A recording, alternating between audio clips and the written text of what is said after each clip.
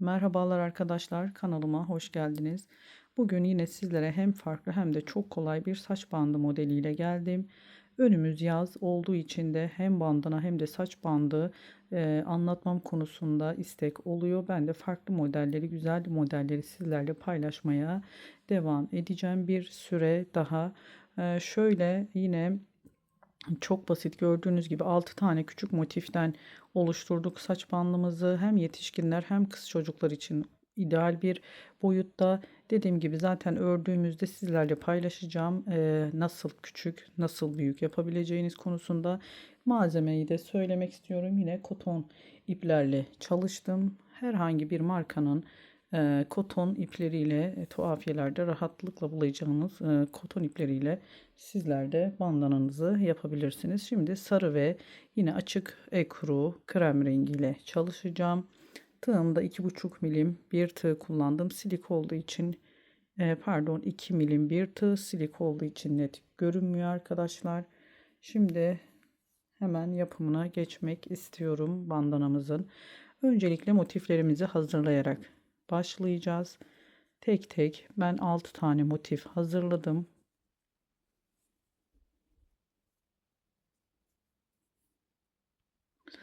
Evet, şöyle göstermek istiyorum. 2 milim bir tığla çalışacağım. Şimdi hemen sihirli bir halka yaparak şöyle ipimizin ucunu biraz uzun bırakalım. En sonda onu orta kısmı sıkılaştırırken ve düğüm atarken biraz uzun bir pay bırakalım. İçerisinden geçirip bir zincir çekiyorum.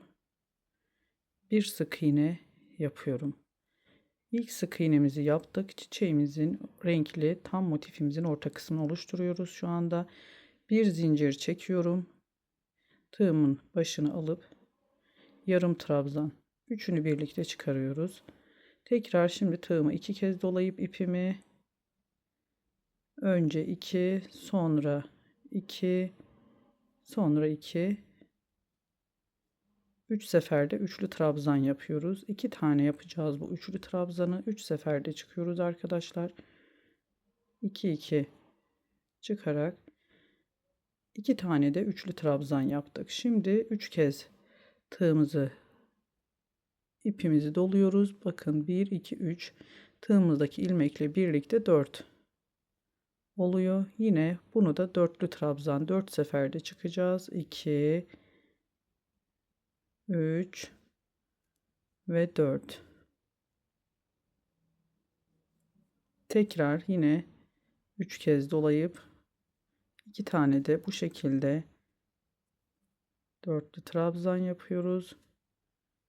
Şimdi sıra yine 2 tane üçlü trabzan, 2 kez doluyoruz. Üçlü trabzan. Şöyle ilk bir tane sık iğnemizi yapmıştık. Sonra yarım trabzan, bir iki tane üçlü trabzan, iki tane dörtlü trabzan yaptık. Şimdi tekrar yine iki tane üçlü trabzan.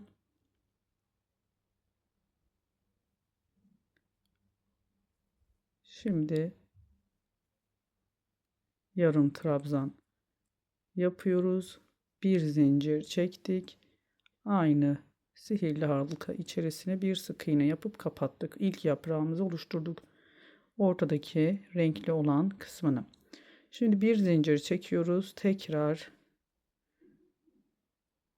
yarım trabzan yaptık. 2 kez tığıma ipimi dolayıp burada üçlü trabzan 3 seferde çıktım. Üçlü trabzanlarımızı yapacağız 2 tane.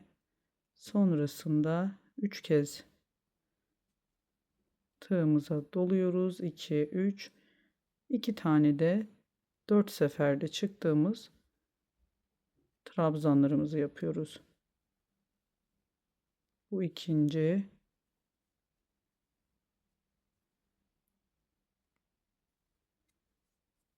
Şimdi 2 tane tığımıza dolayıp ipimizi üçlü trabzan yine sırasıyla, yani bu tarafta yaptığımızı aynı diğer tarafta da uyguluyoruz. Şimdi yarım trabzan, 2 tane üçlü trabzandan sonra bir tane yarım trabzan yapıyoruz. Bir tane zincir çekiyorum ve sık iğne yapıyorum.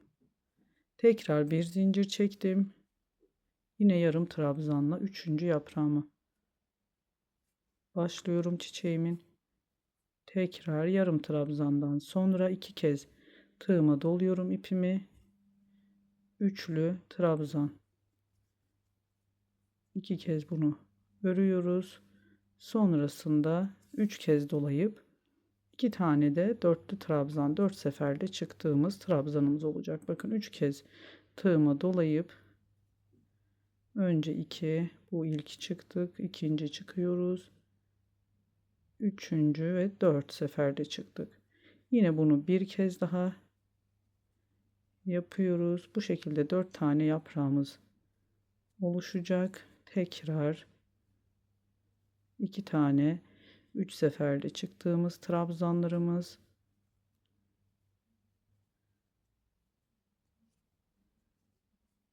ve sonuna bir yarım trabzan, bir zincir çekiyorum, bir sık iğne yaparak kapattım.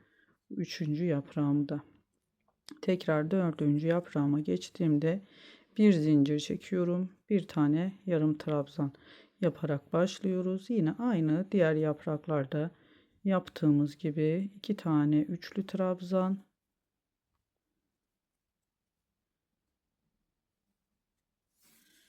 iki tane 4 seferde çıktığımız trabzan. Bakın 3 kez doluyoruz, 4 seferde çıkıyoruz tığımıza. 2 3 4 3 kez doladım, 4 seferde çıkıyorum ve yanına yine 3 seferde çıktım. Üçlü trabzanlarımızdan 2 tane yapıyoruz ve yarım trabzanımızı yapıp bir zincir çekiyoruz ve bu yaprağımızı da tamamlıyoruz. Burada bir zincir çektim ve ipimi keseceğim arkadaşlar. Yaprağımızın ortasını tamamlamış olduk. Ortasını şöyle burada sihirli halka yapmıştık. Çok kapatmayalım. Bu kadar boşluk yeter. Çünkü beyaz iple de kenarını öreceğimiz için arkadaşlar bu boşluk biraz daha kapanacak. Evet, düğümümü attım.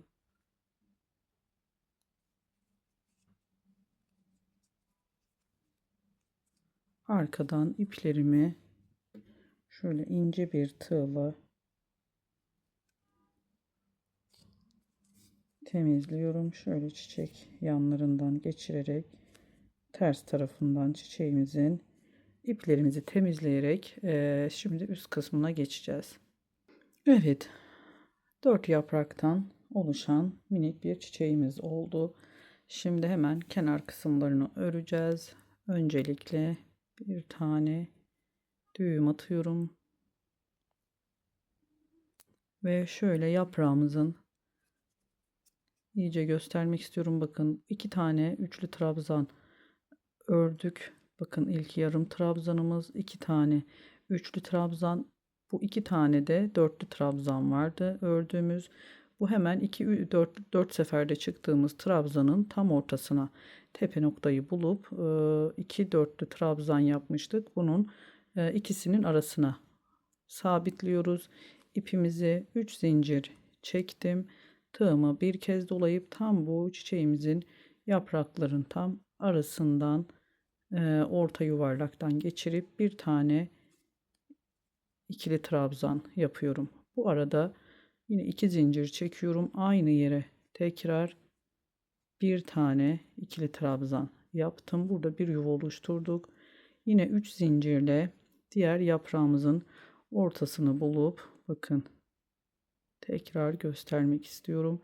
Şu 2 tane dörtlü trabzan, 4 seferde çıktığımız trabzanın tam 2 trabzanın arasına sabitliyoruz. Yine sık iğne ile 3 zincir çektim. Hemen diğer iki yaprağın tam ortasından bir tane ikili trabzan, 2 zincir çektim. Aynı yere tekrar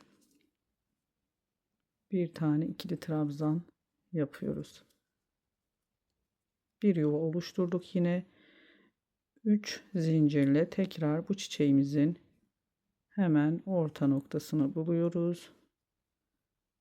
3 zincirle tekrar 2 yaprağımızın arasına bir yuva daha oluşturacağız. 2 zincir çektik. Burada bir yuva oluşturduk. Tekrar 3 zincir çekiyorum. Sadece şu yuvaların aralarında, yani şu kısımlarda 2 zincir çekiyoruz. Yaprak kenarlarına 3 zincirle sabitleyerek ilerliyoruz. Bakın tam ortayı yine buldum. 3 zincirle sık iğne ile kapattım. Tekrar 3 zincir çektim. 2 yaprak arasına ikili trabzan yaptım. Burada 2 zincir çekiyorum.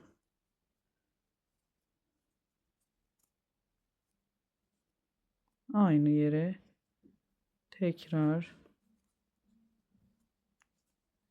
ikili trabzan, 3 zincir çektim ve başladığım noktaya ilk sık iğne tepesine kapatıyorum. Burayı kaydırma ilmeğiyle sabitledim. Bu ipimizi de bu tarafa alarak yürüterek gizleyelim. Bir zincir çektim burada. Hemen direkt şu ilk yaptığım 3 zincirlik boşluğa bir tane sık iğne, 2 tane sık iğne yaptım. Bu ipimi de alıyorum yine elimle tutarak. Şimdi direkt zincir çekmeden ipimi tığıma dolayıp bir kez burada bu 2 zincirli oluşturduğumuz yuvalara önce 4 tane ikili trabzan örüyoruz.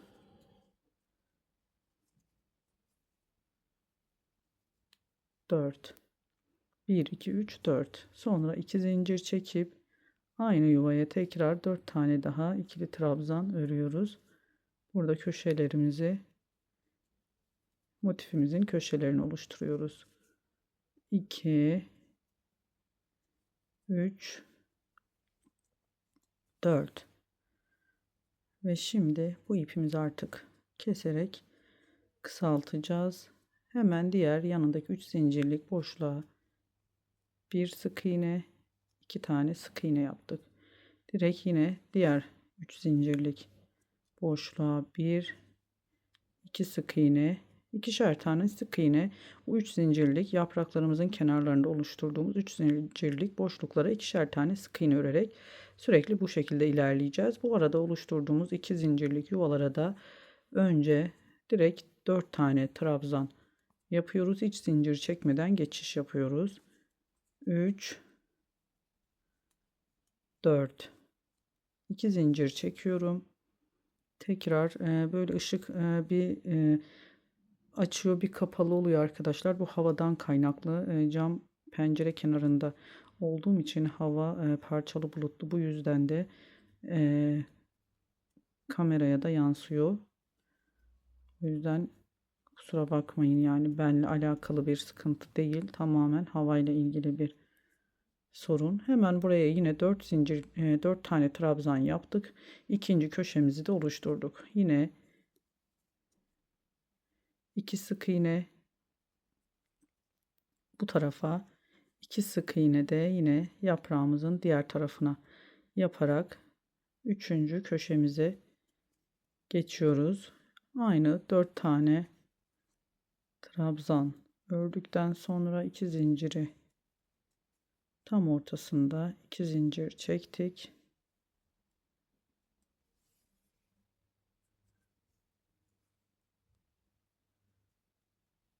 Yine 4 tane trabzan, ikili trabzan yapıyoruz aynı yere.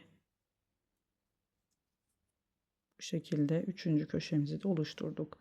Yine direkt hiç zincir çekmeden bu 3 zincirlik boşluğa 2 tane sık iğne, diğer yanındaki 3 zincirlik boşluğa 2 tane sık iğne ve hemen son köşemizi oluşturacağımız bu yuvaya geçiş yaptık.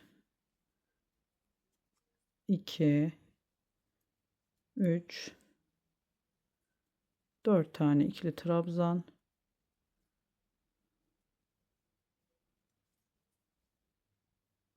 2 zincir çektim. Yine 4 tane aynı yuvaya, toplamda 8 trabzan olmuş oluyor aynı yuva içerisine.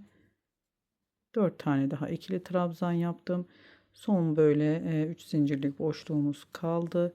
Bir tane sık iğne yapıyorum arkadaşlar. Buraya şöyle ilk yaptığım sık iğneye buraya bir sık iğne yapıyorum. Kapattığımda bakın burada bir tane daha ilmeğim oluştuğu için buraya bir tane e, sık iğne yeterli olacak. Çünkü bir tane fazla arttırmış oluyorum iki tane yaptığım zaman.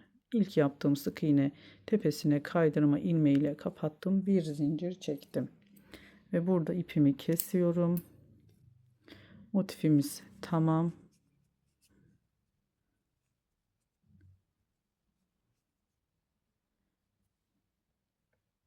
Şöyle ince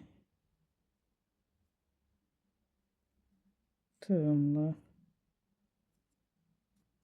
temizleyelim ipimizi. Bu şekilde 6 tane motif öreceğiz.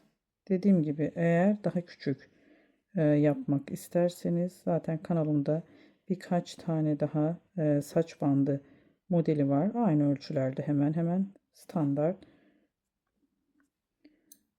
Daha küçük kız çocukları için yapmak isterseniz bir motif eksilterek ya da daha büyük yani kendinize kime yapacaksanız baş çevresine göre bu motifleri eksiltip artırarak uzunluğunu yani büyük veya küçük yapabilirsiniz. 6 motiften oluşacak. Dediğim gibi eğer daha küçük isterseniz 5 motif yaparak bunu yapabilirsiniz. Daha da büyük istiyorsanız bir motif daha ekleyerek 7 motifle de bu saç bandını örebilirsiniz arkadaşlar. Şimdi bu şekilde toplamda 6 tane motif hazırlıyoruz. Aynı ördüğüm gibi sonrasında motiflerimizi ekleme kısmına geçeceğiz arkadaşlar. Ekran arkasında birlikte motiflerimizi hazırlayalım. Sonrasında devam edelim. Kolay gelsin. Evet arkadaşlar şöyle tamamladım. Motiflerimi toplamda 6 tane motif elde ettim. Hemen şimdi ekleme işlemine geçiyoruz. Hemen iki motif elime alıyorum. Ve sarı renklik ipimi aldım. Şimdi ne yapıyoruz? Bir düğüm atıyorum ipime. Önce motifimizin düz yüzü bize bakacak şekilde çevirdim.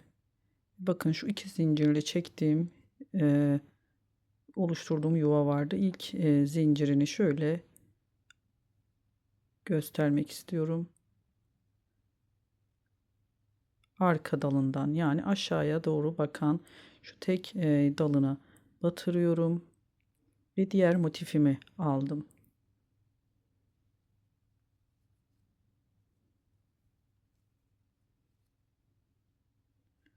Bu motifimin de yine köşe noktasını buluyoruz.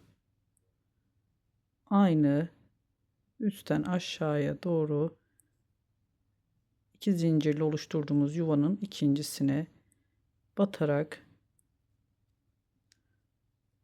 içerisinden çıkarıyorum bir kaydırma ilmeğiyle. Şöyle şu şekilde ilerleyeceğiz. Sonrasında ipimizi de elimizden bırakmayalım. Diğerine bakın sıradakine şöyle görünmesi biraz zor olacak. Sıradaki ilmeğimizin yine alt tarafa bakan olan şu tek dalını alıyoruz. Üste kalan değil. Yine burada da aynı şu sarı renkli ipimiz arada kalacak. Hep ortada yani alt tarafta kalacak. Burada da yine sıradaki bakın 4 trabzanlık kısımlara geçtik şimdi.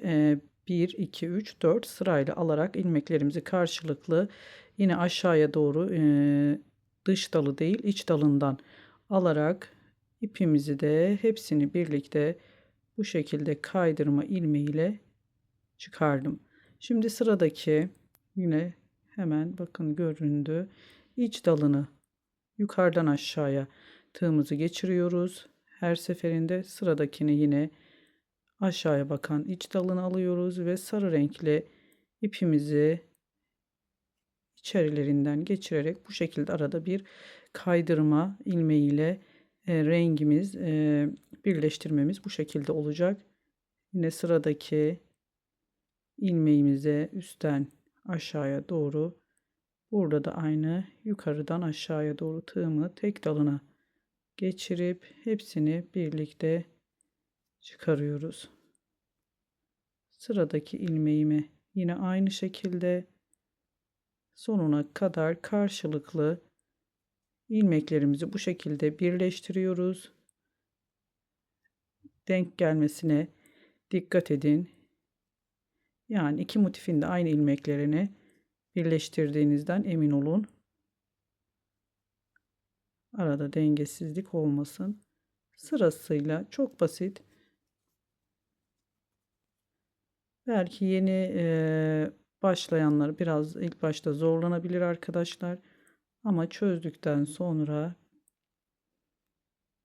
gayet basit ilerleyen bir birleştirme yöntemi. Görüntüsü de çok güzel. Sonuna kadar tam şu köşelerdeki ilk ilmeklerimizi de örelim. Oraya kadar devam edelim. Evet, tam köşelerdeki ilk bakın iki zincirdi. İlk zincirlerinde tek dallarını alarak birleştirdik. Burada bir zincir çekiyorum ve ipimi şöyle çok uzun da değil. Bu ipleri kenar kısımlarını ördüğümüzde aralarda gizleyeceğiz. Yani böyle kalmasını sıkıntı etmeyin. Çok hani böyle ip kirliliği olduğu için. Bunlar arasında rahatlıkla şu kenar kısımlarını sık iğnemizi ördüğümüzde şu şekilde gizleyerek kolaylıkla temizleyeceğiz. Bakalım kaç tane yapmışız? 1, 2, 3, 4, 5, 6, 7, 8, 9, 10, 11, 12, 13.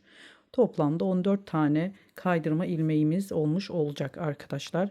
Her motif arasında. Şimdi diğer motifleri de aynı bu şekilde ekliyoruz. Aynı ne yapıyoruz? Buradan alıyoruz, bu köşeden ilk göstermek istiyorum. İpimize düğüm alıp bakın ilk bu dışarıda bırakıyoruz bir tane zincirimizi. Bir tane zincirlerimizle yine eklemeye başlıyoruz. Her seferinde iplerimizi keserek bu şekilde ilerleyecek. Tek tek motiflerimizi ekleyelim. Sonrasında da kenar kısımlarını zaten ip koparmadan bir seferde öreceğiz. Uçlarını ve bağcık kısımlarını. Motiflerimizi ekleyelim ve devam edelim. Evet arkadaşlar, bu şekilde her birinin kenarını ekleyerek aynı ilk motifte eklediğim gibi altı motifimizi birleştirdik. Şimdi kenar kısımlarına geçeceğim. Şöyle şu köşeden bir zincir çekerek ipimi arkaya sabitliyorum. Bir sık iğne ile başladık. Ve sırasıyla bakın trabzan kenarlarını her bir ilmek içerisine bir sık iğne yapıyoruz.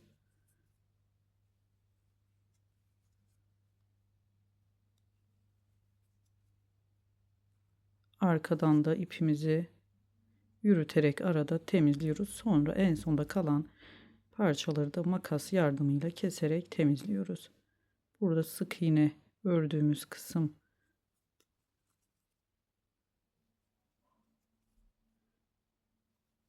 her birine batarak birer tane sık iğne.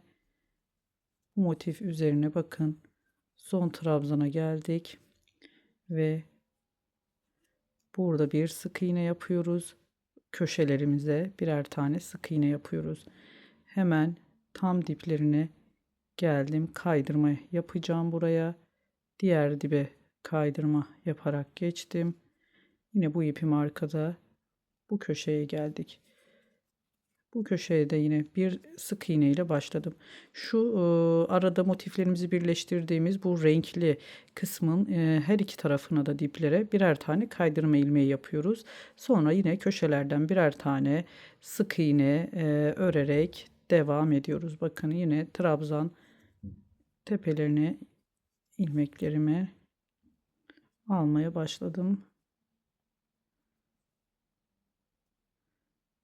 Bu ipleri aralarda biraz yürüttükten sonra kalanları arkada makasla en son temizleyeceğiz. Biz garantiye aldık, yani sağlamlaşması adına. Sırasıyla bakın.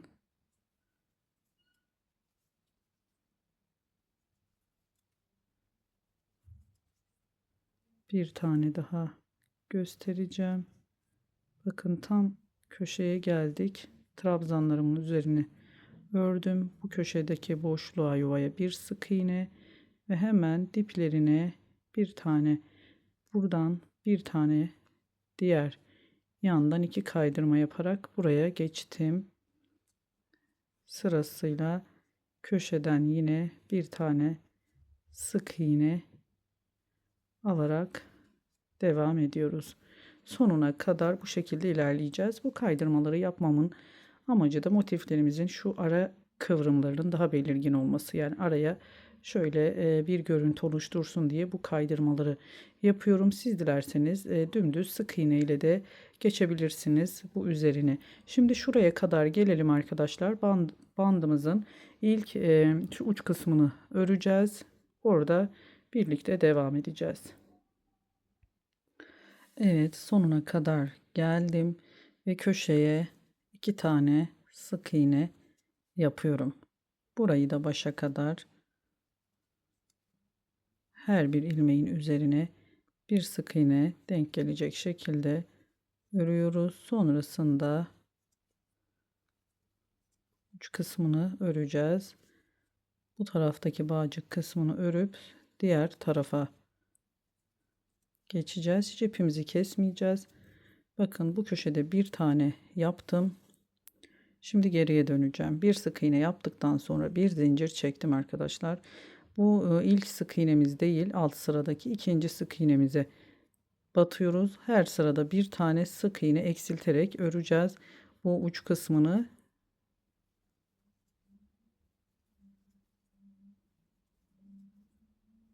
önlü arkalı öre öre bitireceğiz. Şimdi hemen bakın, burada da 2 tane sık iğnemiz vardı bu yuvamızın içerisinde, tam köşede. Yine ilkini örüyorum, ikinciyi bırakıyorum. Bir zincir çektim ve geriye döndüm. İlk sık iğnemiz değil, ikinciye. Burada da bir tane eksiltmiş olduk. Bir sıra daha gösterdikten sonra sadece geri dönüşlerde eksiltmemizi yapıyoruz. Her sırada bir tane eksiltmemiz olacak.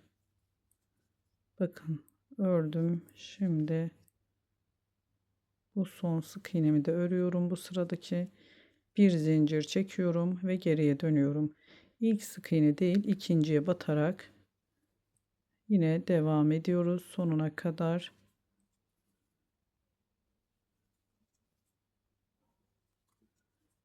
Yeni başlayanlar sayarak da ilerleyebilir.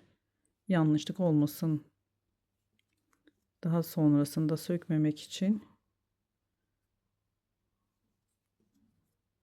Bakın burada gelişte sonuna batıyorum. Bir zincir çekiyorum. Geriye döndüğümde sıra başında eksiltmemizi yapıyoruz. İlk değil, ikinci sık iğneye batarak bu şekilde ilerliyoruz. Sonuna kadar bu bir tane sık iğneye inene kadar, düşürene kadar öreceğiz arkadaşlar.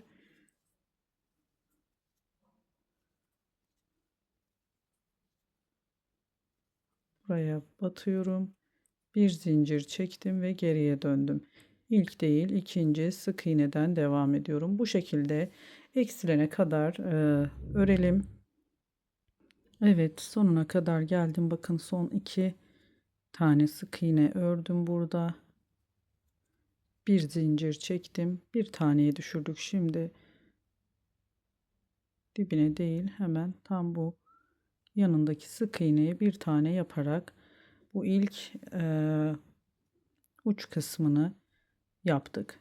Burada ipimizi kesmeden 45 adet zincir çekiyoruz. Bağcıklarını yapacağız. Siz dilediğiniz uzunlukta yapabilirsiniz. 6, 7, 8, 9, 10, 11, 12, 13, 14, 15, 16, 17, 18,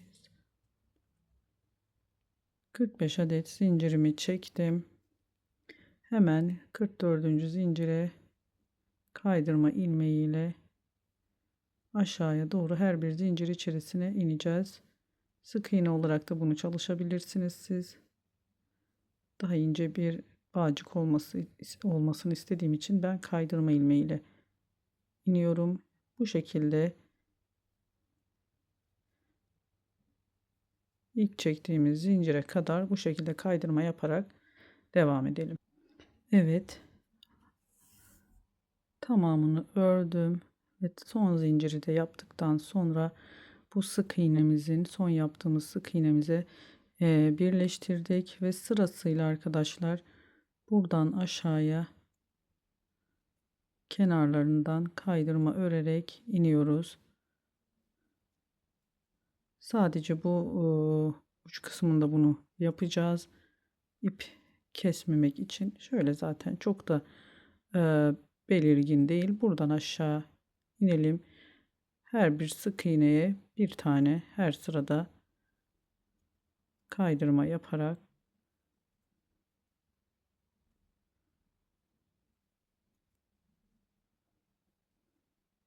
devam edelim buraya kadar.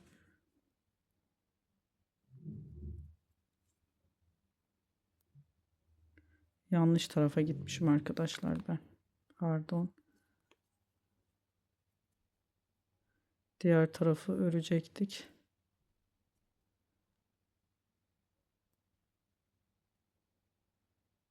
Burada hemen düzeltiyoruz yanlışımızı. Bakın bu tarafta olacaktı bizim dönüş noktamız. Buraya sabitliyoruz. Ters tarafını çevirmişim fark etmeden. Buradan aşağıya ilerliyoruz.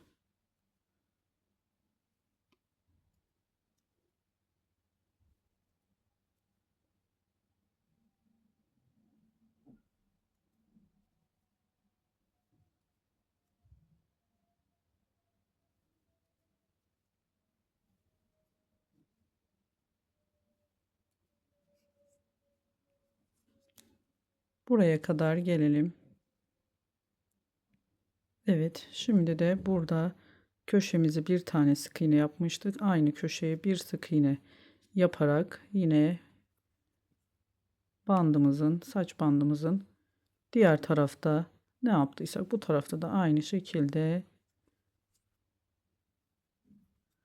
ilerliyoruz arkadaşlar.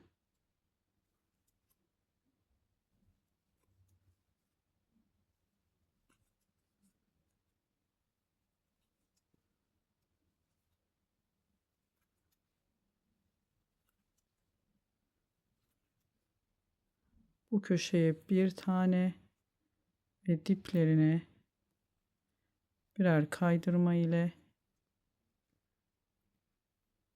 diğer köşeye geçtim.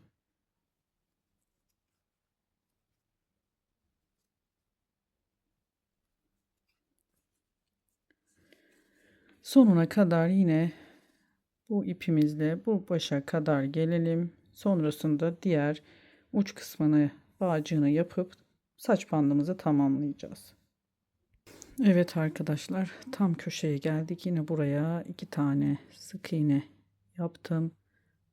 Burayı da başa kadar örüyoruz. Diğer uç kısmını nasıl yaptıysak aynı şekilde burayı da tamamlıyoruz. Bir farklılık yok.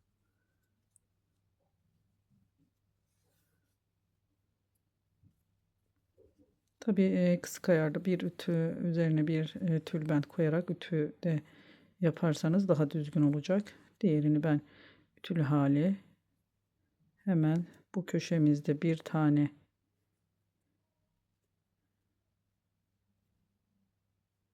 sık iğnemizi yapmıştık. Diğerini de sabitleyip ilk sık iğne tepesine bir zincir çekiyorum ve ikinciden sık iğnemi yaparak devam ediyorum. Burayı da burada gösterecek bir şey yok. Aynı diğer baştaki yaptığımız gibi devam edeceğiz. Sonrasında yine bağcık kısmını 45 zincirle Oraya kadar örelim. Tekrar size göstermeye çalışacağım. Bakın. 2 tane sık iğnemizin ilkine yapıyoruz. Bir zincirle ikinciden başlıyoruz. Devam edelim sonuna kadar arkadaşlar. Buradaki yaptığımız işlemi aynı burada da uyguluyoruz. Evet arkadaşlar, şimdi son geriye döndüm bir zincirle bir sık iğne yaparak 45 zincir yine çekerek buradaki bağcık kısmını oluşturuyoruz ve burada tamamlıyoruz. Buradan aşağıya gitmiyoruz çünkü zaten saç bandının kenar kısımlarını tamamladık. 45 zincirle bağcığımızı oluşturup şu dip noktasında birleştirerek tamamlayalım. Bandımızı bitirelim. Sonuna geldim. Hemen şuradaki sık iğnemin tepesine sabitliyorum.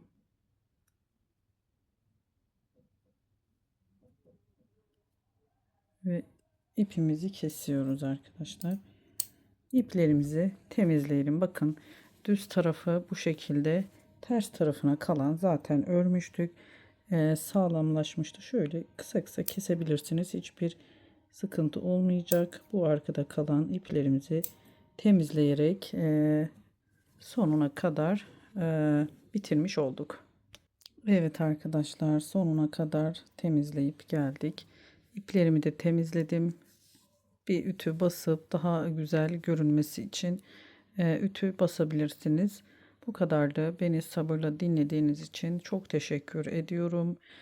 Kanalıma abone olmak ücretsizdir. Abone olarak bana destek olursanız mutlu olurum. Bir de merak ettiğiniz soruları yorumlar kısmına yazabilirsiniz. YouTube üzerinden elimden geldiğince cevaplamaya çalışıyorum. Başka bir videoda görüşmek ümidiyle. Hoşça kalın. Allah'a emanet olun.